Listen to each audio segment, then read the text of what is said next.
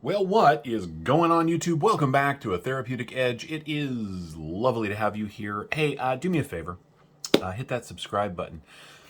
I've noticed that about 70% of you who enjoy the content on this channel aren't subscribed, and I would love to have all of you here on a regular basis. Of course, it helps out the channel as well. So hit that subscribe button and don't forget the like, thumbs up as well. That does help the channel also.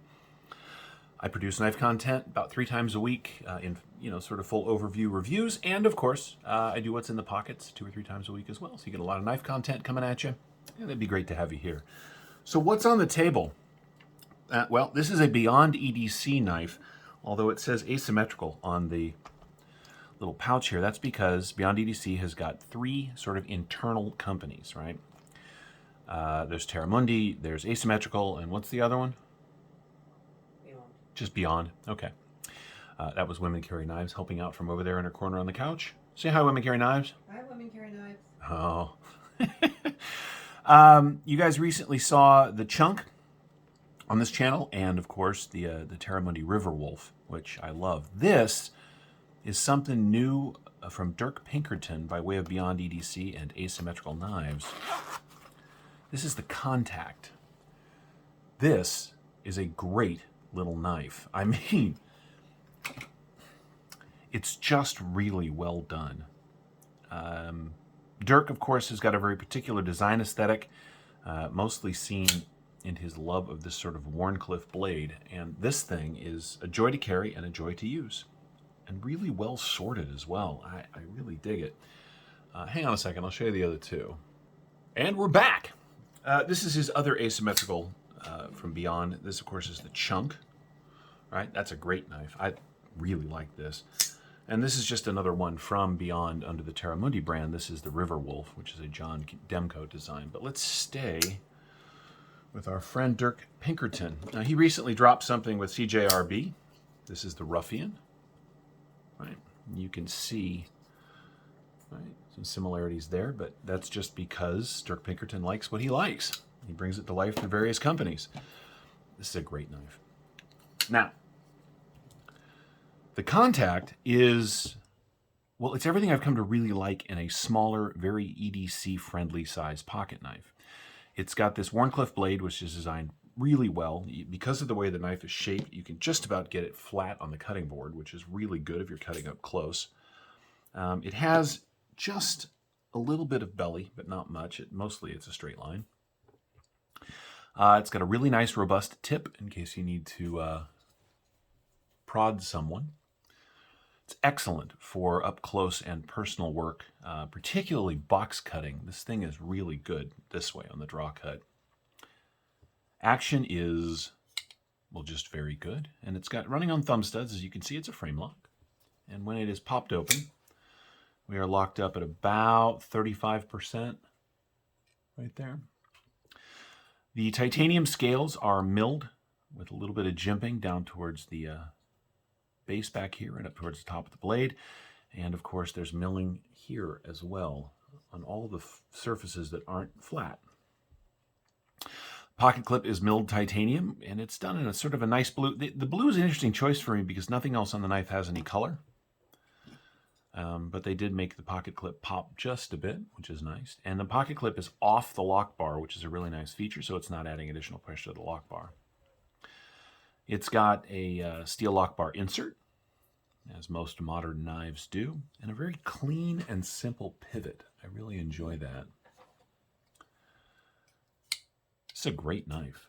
These come in at, how much are these? I have to look at my notes. I don't have that information. Hang on just a second. Sorry about that. They're $182 on sale right now, which is a great price for a really nice little knife. I keep saying it's little. I mean, it is by comparison to the Chunk and to, what's in my pocket today? The Super Leaf, right?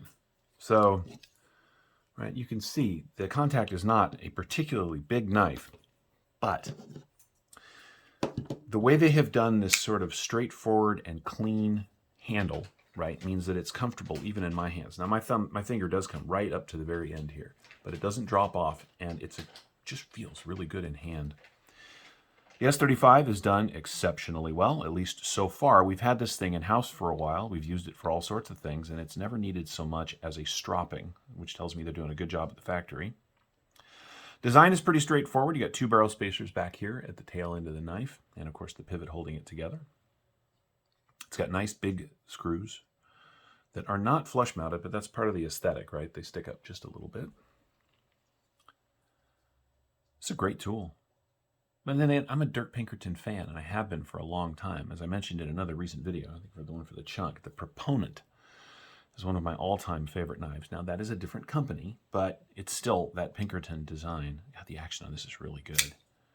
Watch this. Just, right? That's really nice. All right, so let's take a look at what you get.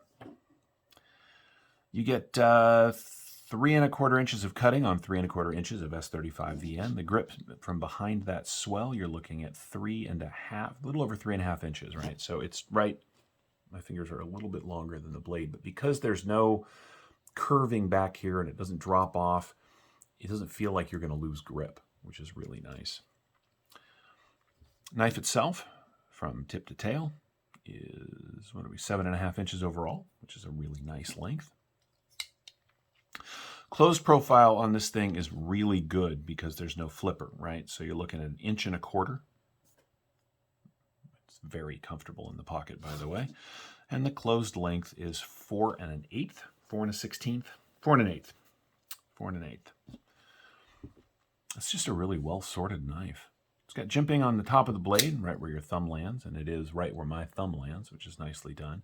One thing I wish companies like this would do is take a note from Tactical Everyday Dad and put a little jimping at the top of the blade too, because that would be a great spot right there. But hey, nothing is perfect. It's comfortable in the reverse grip. It's comfortable in the traditional forward grip. It's comfortable when you're using it sort of as a box cutter by holding it up here like this. I really like this knife. One of the things that's happened over the last year or so is I've really focused my energy on learning to appreciate smaller blades. I mean, you guys know I'll always love my monsters, but stuff like this, well-designed, thoughtfully designed, well-made, under $200 for titanium and S35 VN. Yep, I'll take one of those. Thank you. Let's do some size comparisons of some knives you may be familiar with. Here it is against our old friend, the Hogue Deca. Another superb knife. And as you can see, these knives are really close in dimensions. You get a little bit more cutting on the contact than you do on the Deca. And of course, the Deca's 20 CV. But, you know, we're talking about a difference of price of about $40. And for that, you get all this titanium and all this milling. It's a really nice knife. Our full-size knife comparison will be, as it has been for quite some time, our friend, the Presidio 2 from Benchmade. And of course, it just dwarfs the contact because it's just a much bigger knife. And for those of you that like the little tiny guys, here it is against. Oh, check that out, right? That looks really nice. Having met Ben the other day, his little baby banter here, which was a favorite when it came out, is still a favorite. But as you can see, the contact is just much, much bigger, right? Anything else we can compare it to that's on the table that's interesting? Nope. That's everything that's on the table right now. We'll just leave it at that. You know, some of the B'yond EDC stuff is funky, like the Chunk, and some of it's really expensive. I mean, like the Riverwolf here. But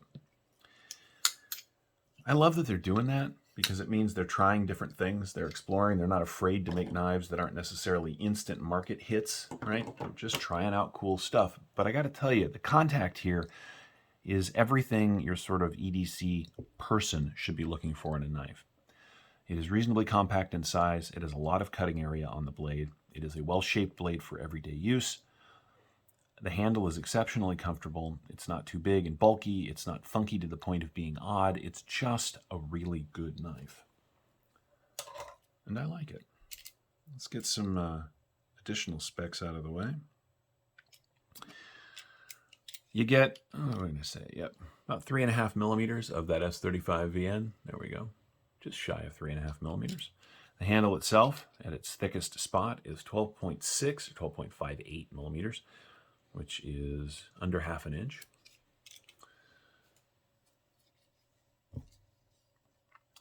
For those people that work sort of an office gig or work in a space where you don't want a giant hunk of knife hanging out of your pocket, the contact here is an excellent choice. Let's weigh it out, see how she does. I don't think it's going to be very heavy. It doesn't feel very heavy.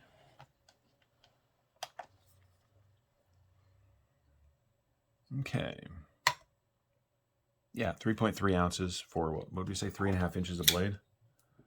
3.25 inches. So it's just right at that ounce per inch. This is a really ideal EDC size tool, and I think that you would like it quite a bit. I'll post a link in the description to where you can find one if you're interested. While you're over at the B'yond EDC website, check out all their asymmetrical stuff, all their Terramundi stuff, all the B'yond EDC stuff. I really think that they're doing cool things, and I think they're worth your attention. So I hope you will check those out. Anyway, that's where we're going to wrap it up. Thank you so much for watching. Once again, this has been the B'yond EDC Asymmetrical Contact, a Dirk Pinkerton design. I'm really happy to have it on the channel. It's been great to have and check out. I hope you've enjoyed this look at it, and we'll see you next time.